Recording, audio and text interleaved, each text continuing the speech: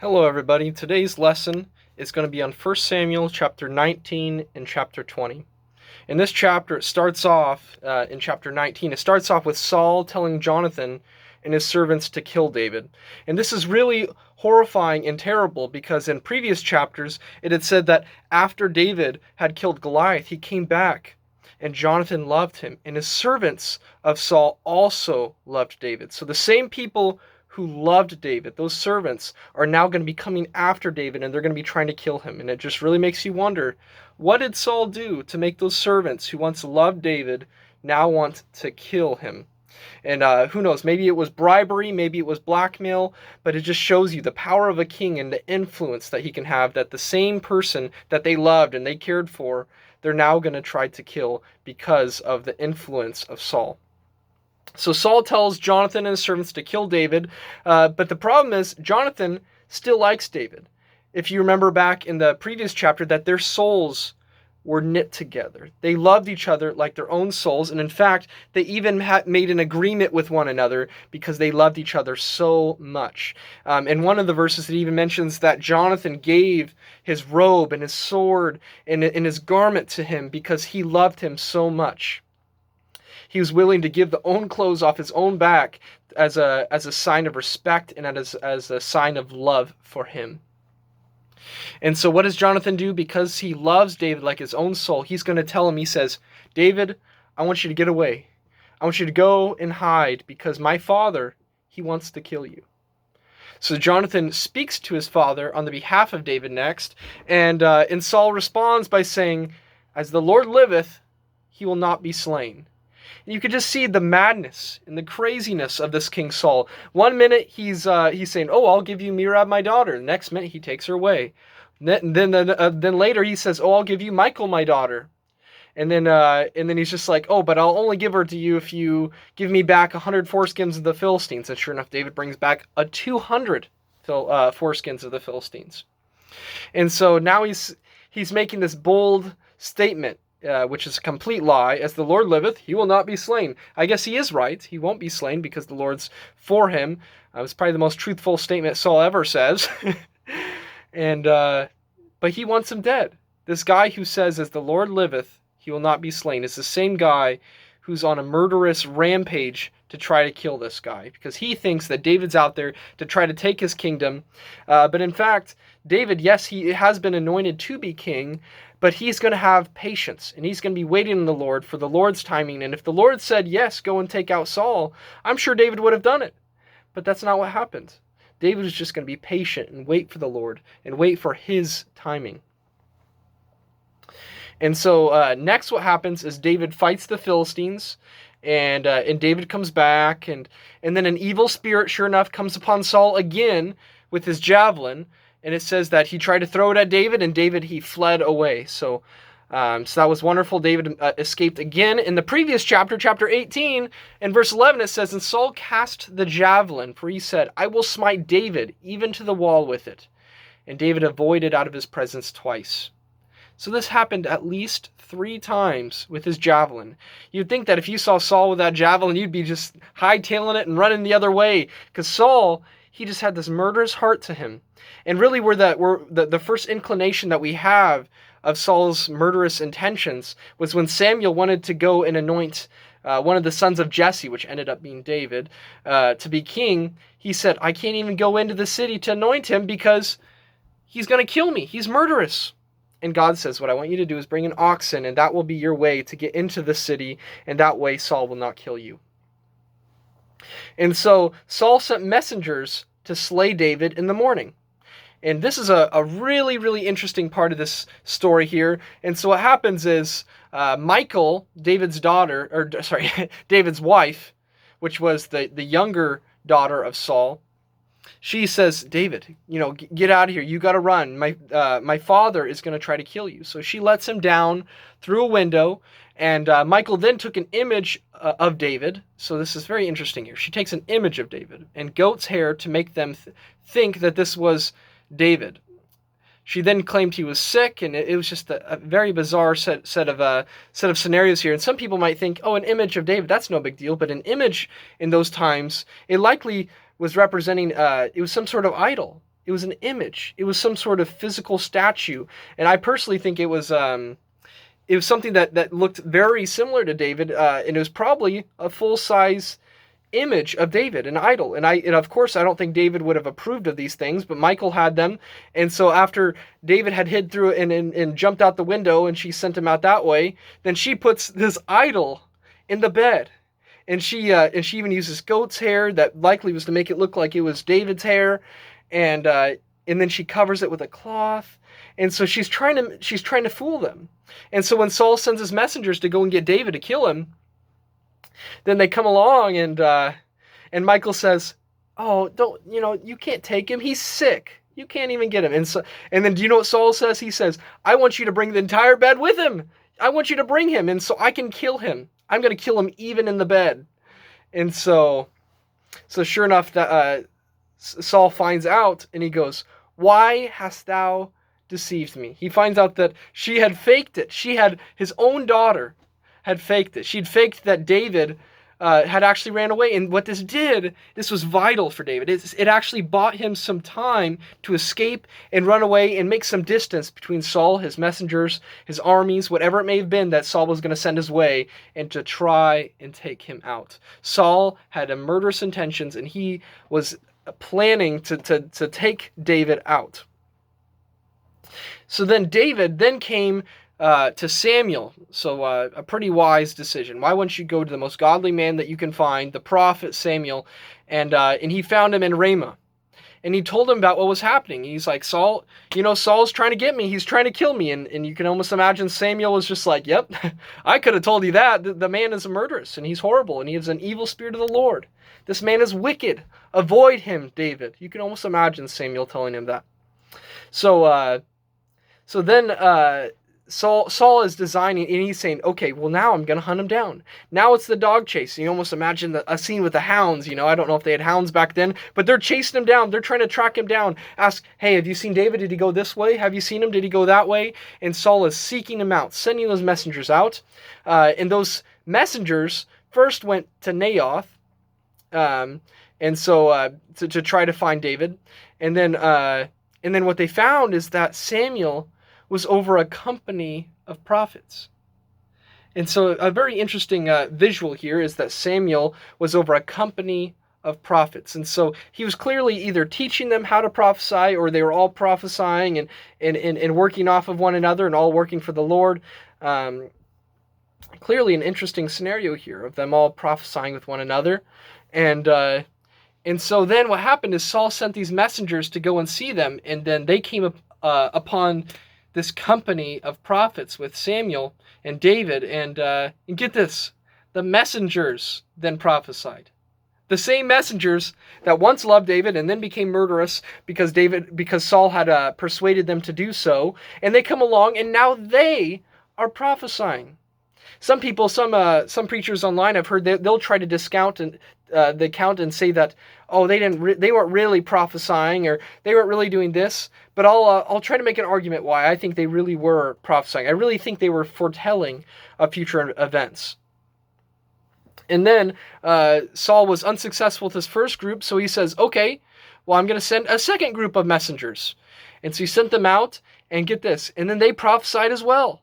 I don't know if they ever returned or not. I kind of doubt they returned, because they probably would have been killed by Saul.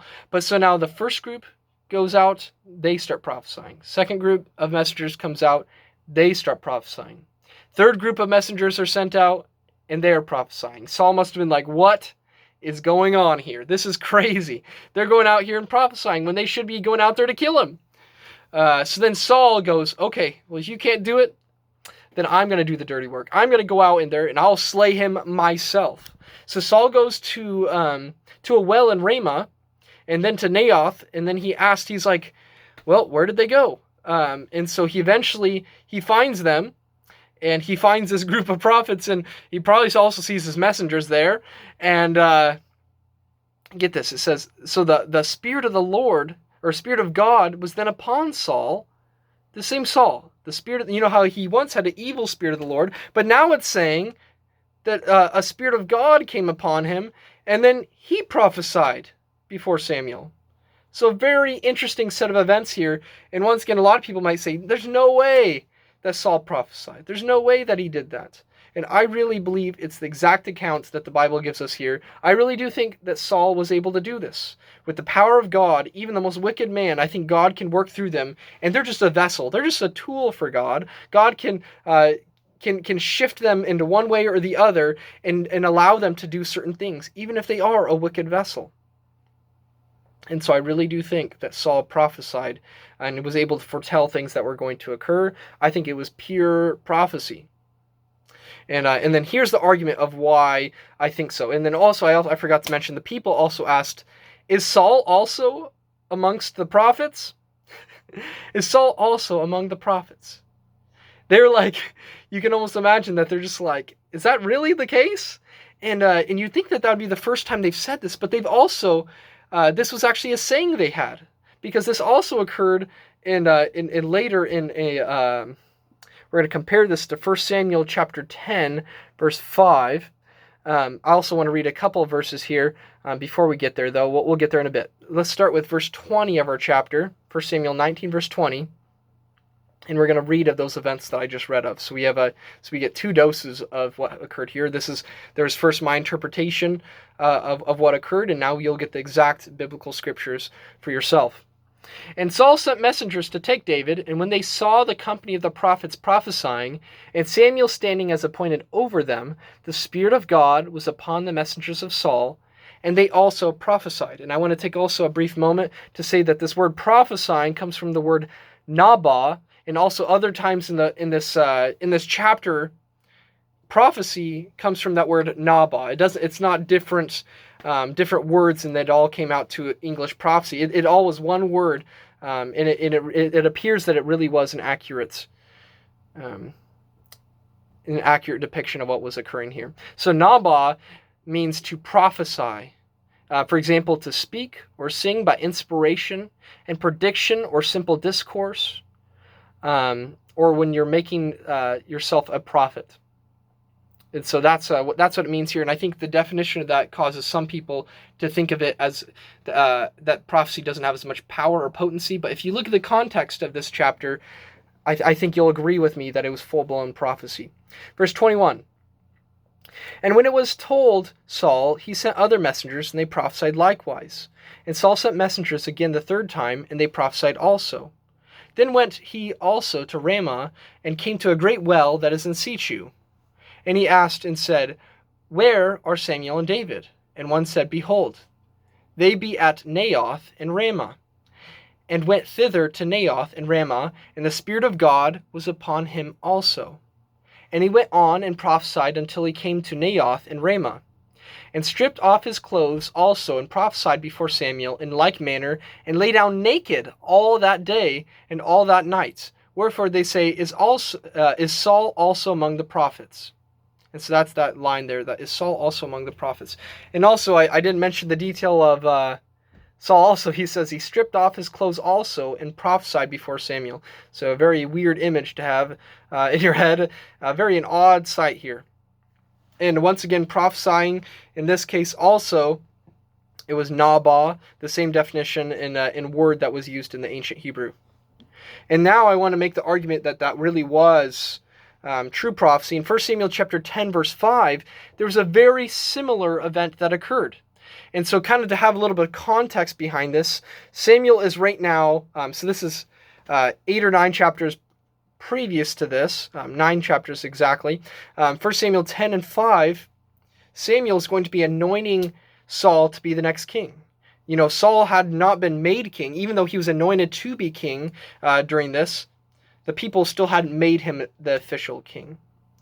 And so that's the context that we're looking at here. And right after that occurred, this is what happened. 1 Samuel chapter 10, verse 5, it says, After that thou shalt come to the hill of God, where is the garrison of the Philistines, and it shall come to pass, when thou art come thither to the city, that thou shalt meet a company of prophets, coming down from the high place with a psaltery, and a tabret, and a pipe, and a harp before them, and they shall prophesy. And you're like, wow, this sounds really familiar. There's a company of prophets, and Saul's going to meet them. So this wasn't the first time that this occurred to Saul. This occurred clear back in chapter 10, and it also occurred in our chapter, in chapter 19. Very interesting here. Verse 6, and the Spirit of the Lord will come upon thee. So Samuel's telling Saul this. He's saying, and the Spirit of the Lord will come upon thee, and thou shalt prophesy with them, and shalt be turned into another man. So this suggests that God, it says, and shall be turned into another man. So that means that God was able to change him.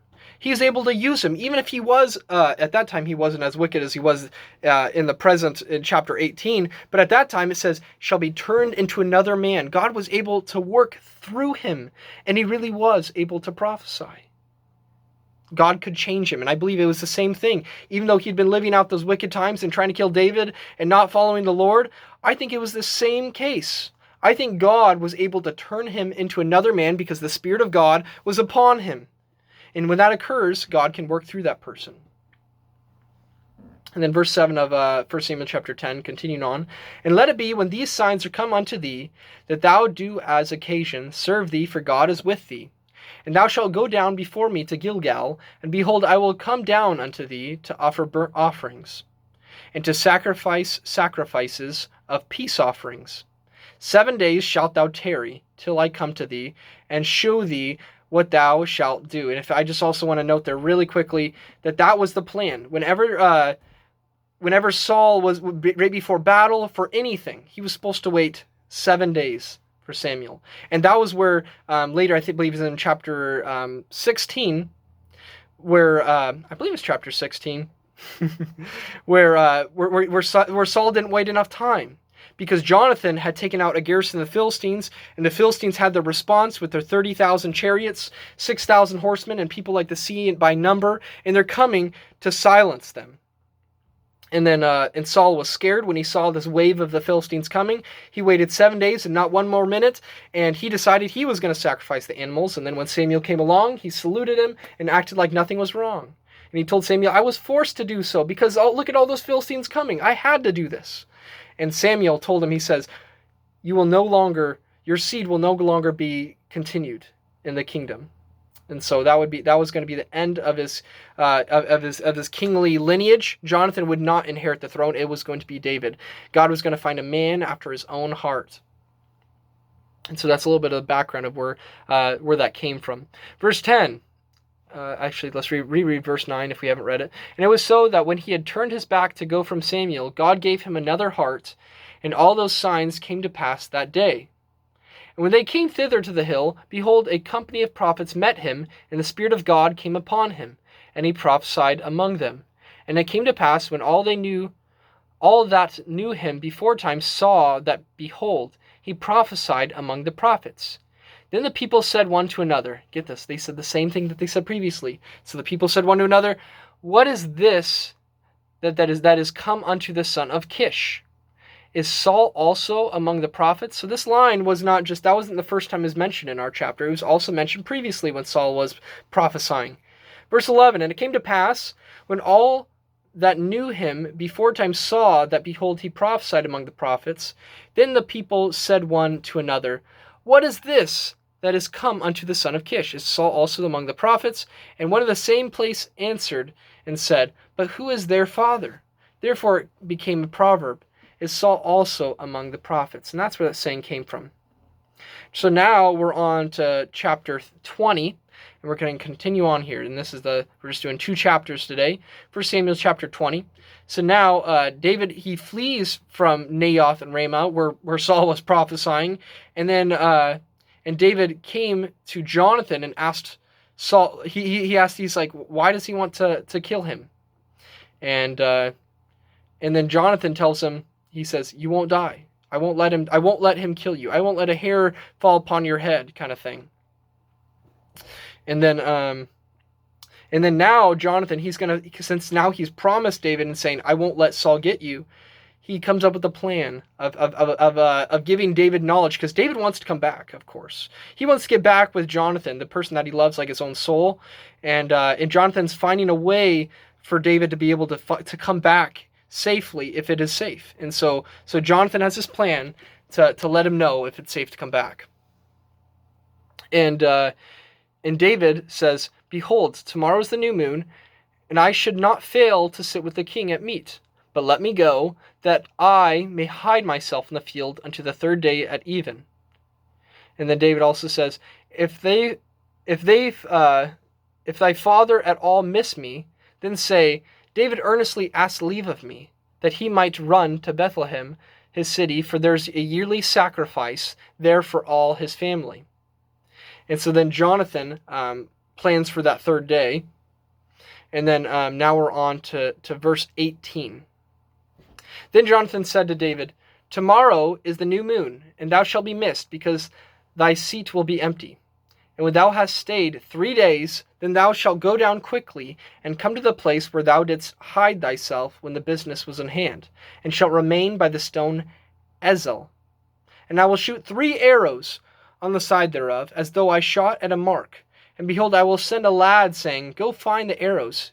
If I expressly say unto the lad, Behold, the arrows are on this side of thee, take them.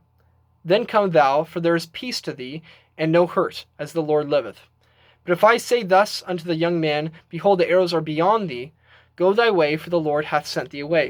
And I just want to give you guys a quick tip of something that's been really helpful for me to understand scripture like this, because originally when I hear this, I don't know about you guys, maybe you have better quick discernment than I do, but me personally, when I read through those handful of verses, I was really confused of Jonathan's plan there. It took me a while to kind of digest this. So what I did is I actually went into Paint on my computer, and I drew up the silly little like stick figures and arrows and targets and the stone Etzel, and David hiding and Jonathan shooting his arrow, the lad going after the arrows. And I drew this all up so I could have an image of what this was. So I'm going to describe to you one more time.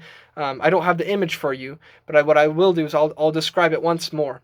So what Jonathan is saying here is, so imagine this. You have a stone Etzel, so just a stone, right? And David is hiding out there. You have a stone, David is hiding. I want you to imagine that in your head. Actually have an actual image in your head of David hiding behind a stone. And he's able to see this whole scenario going down at his stone. And so then Jonathan, he's shooting out there at a target or something out there.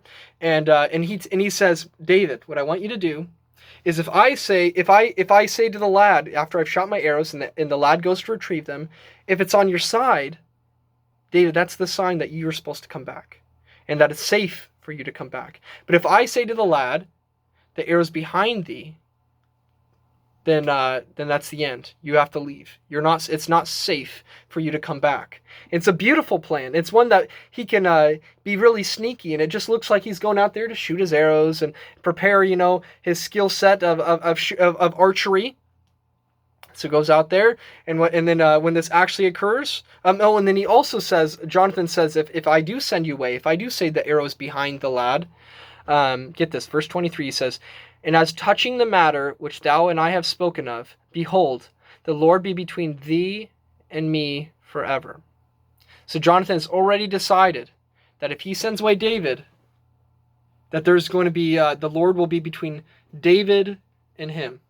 So that the most beautiful love story you can possibly think of between David and Jonathan, those people that loved each other like their own soul.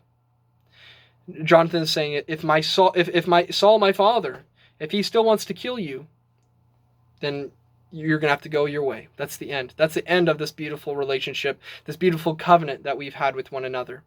It's incredibly sad that Jonathan is going to allow this to happen. Okay.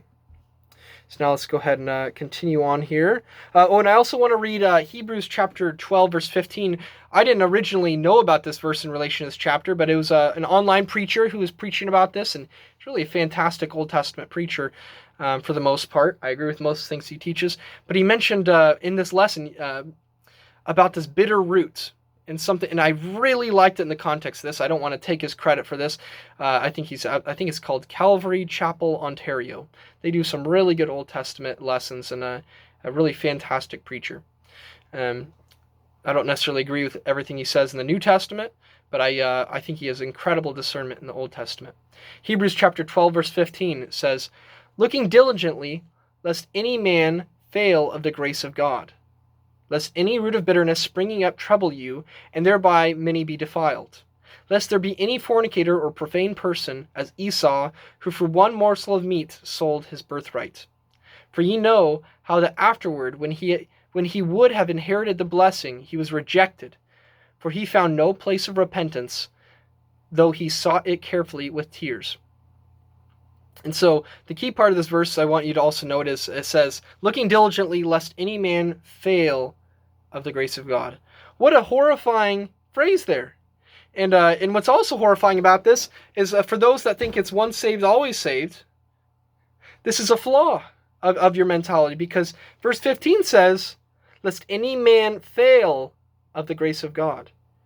We can fail. We can fall. We can fail. We can falter. We can lose our ability to have grace in the sight of the Lord. We can work our way out. But if we do lack and fall short of the grace of God, it is our fault. It is absolutely our fault. Jesus died on the cross for our sins, gave us this wonderful opportunity, and if we went to it and then we backslid or we apostatized, it says that there's no more sacrifice left. There's no more sacrifice for that person. They're in an incredibly bad state. You do never want to backslide, and that is absolutely scriptural. And some people think it's once saved, always saved, but clearly it says right here, lest any man fail of the grace of God. And if you are once saved, always saved, I don't want this to necessarily bother you or trouble you. I just want you to seek deeper. And hopefully you can, at least, if you disagree with me on that, it's okay. I hope that you can learn more about this chapter as well. Just some of my Old Testament content, at the very least. And then it says, and how do you fail of the grace of God? Lest any root of bitterness springing up trouble you. So this bitter root is, no pun intended, but it's the root of the problem. A bitter heart, a bitter root. And this is what's happening here. Saul is bitter. He has this bitter heart. Absolutely sour, terrible, hateful, murderous heart. And now this bitter root is spreading to Jonathan. The same root is allowing Jonathan to say, if I send you away, David, that's it. The Lord will be between my seed and thy seed. And what a horrible thing to occur, to allow the bitterness of one person to travel onto you, and now this bitterness has now impacted your own life, and has now impacted your own spiritual life, and not allowed you to find this grace of God. How horrible is that? How horrible, horrible it is. And what it likens this to in the Hebrews chapter 12, verse 15 through 17, it likens it to Esau, who says he sold his birthright for just a morsel of meat. And if you think back, if you think of the patriarchs, Abraham, Isaac, and Jacob, so this is referring to Isaac, and why it wasn't Abraham, Isaac, and Esau. Instead, it's Abraham, Isaac, and Jacob. And this is why, in this exact story here, what happened here is that that Esau was coming back from a hunt. He was coming back, and he was super hungry. He was like, "Oh, I'm gonna die. I'm so hungry." And Jacob, he said, I'll give you some food here. I'll give you some of this porridge. I'll give it to you. I'll give you some of this soup, but you need to give me your birthright. That's like saying, I'm the youngest. I don't have the birthright in a sense. I'm the youngest. And so if one of our family members said, I want the eldest and I want him to inherit this. For example, my aunt has this awesome Native American bow that that a Native American had given her, and it's just a beautiful long bow. And they're like, oh, well, we'll just pass it on to the eldest. It's just like, well, apparently I don't have the birthright. And this is biblical in the sense that somebody can have a birthright here. And so Esau, just for that morsel of meat, he sold his birthright. He sold his ability to have that to have that right as the eldest. And then if you also remember the other story of this, and how Jacob also deceived him, had deceived Isaac into his father into giving him Esau's blessing. So what happened is Isaac was getting old, and he was losing his eyesight, and he said Esau, what I want you to do is I want you to go out. I want you to get me some venison. I want you to give me some deer, and I want you to bring it back, cook it for me. I will bless you, and I'm gonna die. I'm at the end of my life. I'm gonna give you my blessing, my last blessing. My will and testament, everything. And a blessing was huge.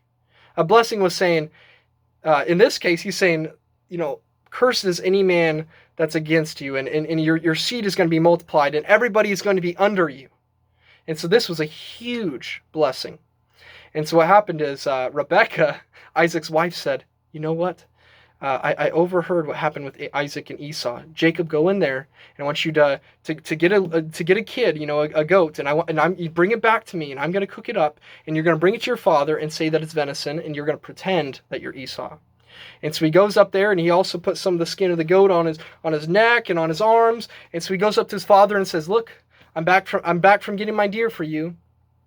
And he goes, come to me that I may kiss you. And you almost imagine that he probably reached over and felt his neck and probably kissed him on the forehead. I don't know where he kissed him, but he came up and then I'm sure he felt his arms, and he was like, oh, this seems right. And he also said, you smell like the field. You smell like the abundance that the earth can provide, and sure enough, he blesses him. And then shortly after, Esau comes back when he had come back from hunting his deer, and he said, I'm sorry. Your brother came and settled you, and he took it away from you. He took your blessing. I've already given it to him. And Esau's just so sad. He goes, bless me also. Father, bless me also. And he's like, it's too late. I've already blessed your brother. He took it from you. Now Jacob had Esau's birthright. In the end, he had his birthrights and his blessing. He had everything. And Jacob later is named Israel. And so whenever you hear the phrase children of Israel, it's literally referring to the lineage of Jacob and his 12 sons. Isn't that crazy? It could have been Esau, and it could have been the children of Esau. Maybe Esau would have been named Israel if he would have been faithful. But in this case, the children of Israel, it's named after Jacob, Abraham, Isaac, and Jacob, the patriarchs. And Esau doesn't get to be mentioned in that. What a sad story. Okay, let's continue on here. And the reason I told you about that story is because of that bitter root. That bitter root was the reason why Esau gave up his birthright. Okay, verse 24 it goes over. Let's just. It starts with the unfolding of this plan to protect David. And so he tells him about this plan. He says how I'm going to shoot this arrow, and it ends out that Jonathan's out there. He shoots his arrows. The lad, he goes, go and fetch my arrows. And what does he do? While the lad's going out there to fetch his arrows, he shoots an arrow behind the lad because he knows that it's not safe. Saul had expressed that he was going to kill David, and that it was a hostile environment, that he was going to kill him. And so Jonathan wanted David to run away. And so he shot that arrow behind the lad. He said, hey lad, the arrow's behind thee. Go and grab it. And then David was just, you can almost just imagine how distraught he was when he heard that sign that it was going to be in. And then, and it's interesting because the lad, it says that he didn't know what was going on here. He didn't realize that the significance of that arrow being shot behind him. He may not even have heard the arrow shot behind him. He may have been just like, oh, I guess I missed one. And then Jonathan sends him away. He says, lad, go back to the kingdom, and that's it. And then so he sends the lad away, and then Jonathan talks to David. And now we're going to read the last verses of this chapter here. Verses 41 through 42 of 1 Samuel chapter 20. It says, and as soon as the lad was gone, David arose out of a place toward the south, and fell on his face to the ground, and bowed himself 3 times. And they kissed one another, and wept one with another, until David exceeded. And Jonathan said to David, go in peace, for as much as we have sworn both of us in the name of the Lord, saying, the Lord be between me and thee, and between my seed and thy seed forever. And he rose and departed, and Jonathan went into the city. Oh man, that's brutal. That's absolutely brutal. Hearing that David says, fell on his face to the ground, bowed himself 3 times, and they kissed one another. It was just like the most bitter and horrible ending to that lovely relationship because of the hate of Saul. And this is not where it ends. Saul will continually to try to hunt down David. He's going to want to kill him. And it's just poor David, he's being hunted down. But on the bright side, the battle is the Lord's. If you remember back in 1 Samuel chapter 17, verse 47, the battle is not won by sword or spear, but the battle is the Lord's. And David recognized that he knew that even if Saul was after him, that God could deliver him from this. And he knew that he was also anointed to be king. He knew that that was his rightful place, and that if he is faithful to the Lord and he does not, and he's not disobedient to the Lord, that he was going to get to inherit that kingdom, and he was going to be the next king, a man after God's own heart. How beautiful is that? And that's all I had on the lesson. I hope that it was helpful for you. There's not a ton of real life application other than that bitter root and the fact that how destructive it can be to one another, and how it can unbind some of the most beautiful relationships possible. And so I really encourage you not to allow others to plant that seed of bitterness, that bitter root in your life, and to try to recognize it and see it for what it is, and to avoid it. Never want to end any lesson without going over the plan of salvation, which is to hear, believe, repent of our sins, confess that Jesus Christ, Son of the living God, and then be baptized. Hope that is helpful for you, and I want you to take care. God bless.